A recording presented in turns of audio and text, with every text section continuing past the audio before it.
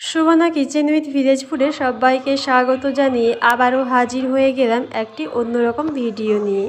আজকে আমি কোনো কুকিং রিলেটিভ ভিডিও দিচ্ছি না, একদম অন্যরকম ভিডিও শেয়ার করতে চলেছি।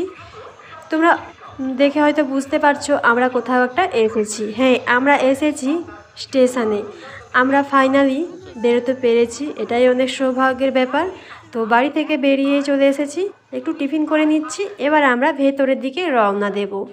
তো তোমরা এই স্টেশনটাকে কারা কারা চেনো তোমরা কিন্তু আমাকে কমেন্ট করে জানাবে, আর তোমরা পুরো ভিডিওটাই দেখতে থাকো।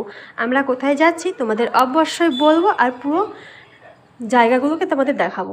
তো ফাইনালি আমরা ভেতরের দিকে রওনা দিচ্ছি। আমাদের সাথে এসেছে আমার বাবা, দাদা, আরও ড্রাইভার দাদাও যাচ্ছে আমাদের সাথে, আর অনেকগুলো ব্যাগ এনেছি।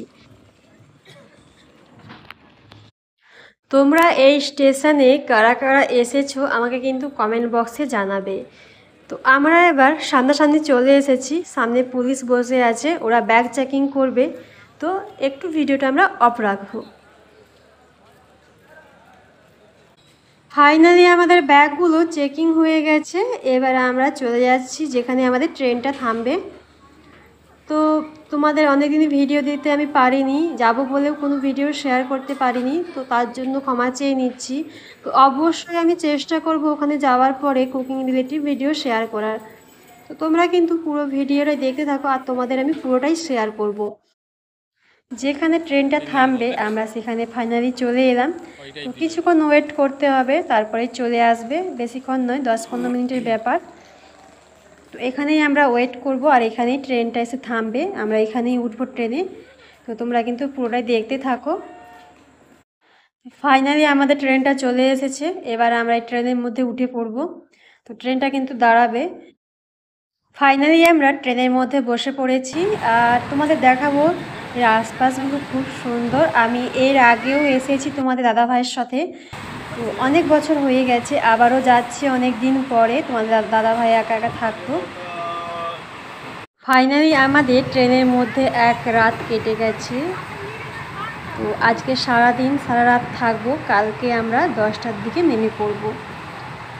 তো দেখো চারিপাশটা খুব সুন্দর, সবুজ সবুজ লাগছে, আর আমরা জানলার ধারে বসেছি, আর আবহাওয়াটা ভীষণ ঠান্ডা ঠান্ডা লাগছে, তাই কাঁথাপত্রগুলো বের করে নিয়েছি। তো আমি নিচের সিটে ছিলাম, আর তোমার দাদা ভাই উপরের সিটে।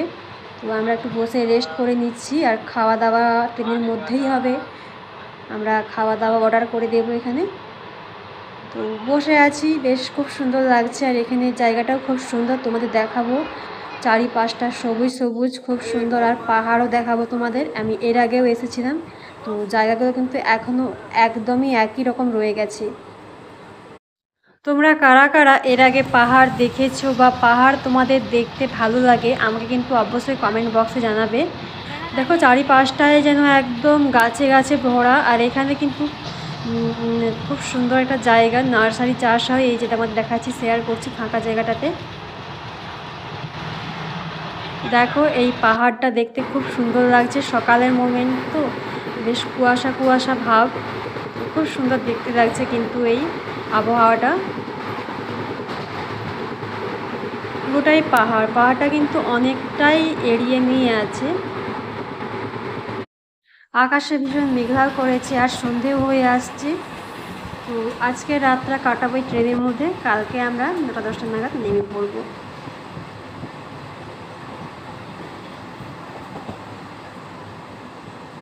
ফাইনালি আমরা ট্রেনের মধ্যে 2টো রাত কাটিয়ে ফেললাম, এবার আমাদের নামার পালা। তো আমরা সমস্ত জিনিসপত্র গুছিয়ে নিয়েছি, যেগুলো বের করেছিলাম, কাঁথা কম্বল, ভীষণই ঠান্ডা এই সাইডে, আর সকালও হয়ে গেছে, এখন প্রায় বেজে গেছে 7টা-8টা। তো আর বেশিক্ষণ লাগবে না, আমরা পৌঁছে যাব।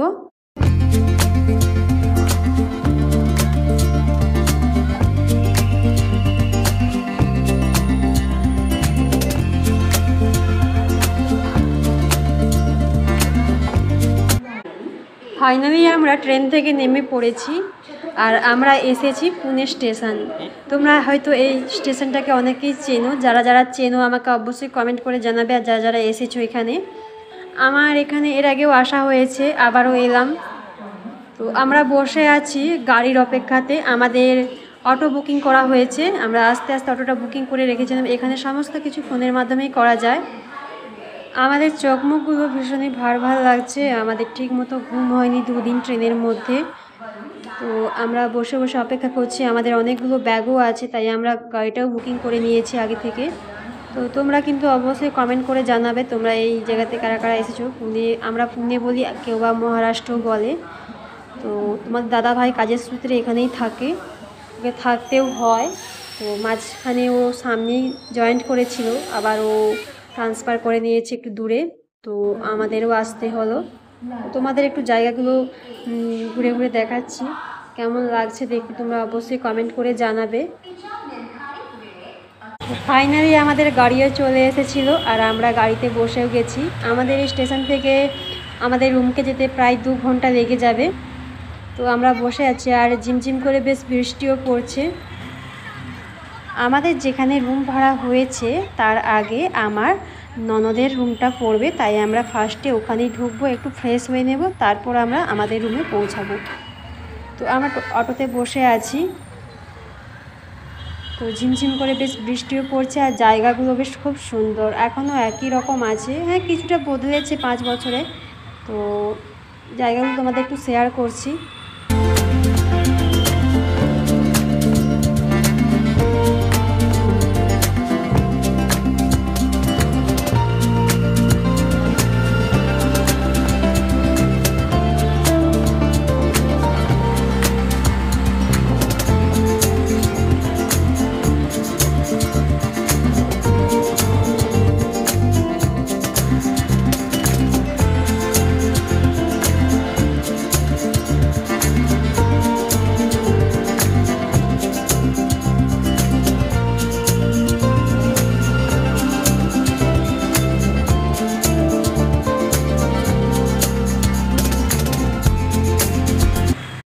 আমার ননদ যে রুমে থাকে আমরা সেখানে পৌঁছে গিয়েছি আর একটু ফ্রেশ ট্রেশ হয়ে নিয়েছি সবাই।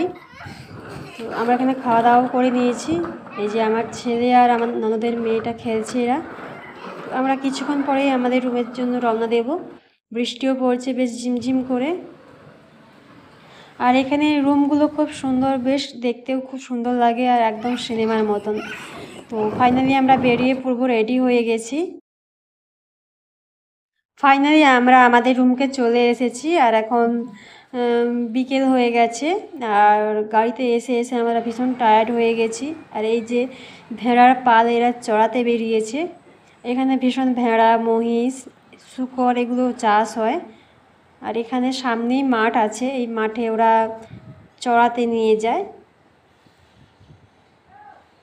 এই যে আমার ছেলে ফ্রেশ ট্রেশ হয়েও বেরিয়ে পড়েছে একটু ঘুরতে। ফাইনালি আমরা রুমে এসে একটু রান্না বান্না করে নিয়েছি, তাড়াতাড়ি করে খেয়ে নিয়েছি, একটু রেস্ট করব, ভীষণ টায়ার্ড হয়ে গেছি। তোমাদের দাদা ভাইয়ের কালকে ইন্টারভিউ আছে, ইন্টারভিউ দিতে যাবে। তো আজকের ভিডিওটি এখানে শেষ করছি। তোমাদের অবশ্যই আমি পরবর্তী কুকিং রিলেটিভ ভিডিও শেয়ার করার চেষ্টা করব। তোমরা কিন্তু অবশ্যই পাশে থেকো, যেমন তোমরা পাশে আছো। তো আজকের ভিডিওটি এখানেই শেষ করছি। দেখা হচ্ছে অন্য কোনো পরবর্তী ভিডিওতে। সবাই ভালো থেকো।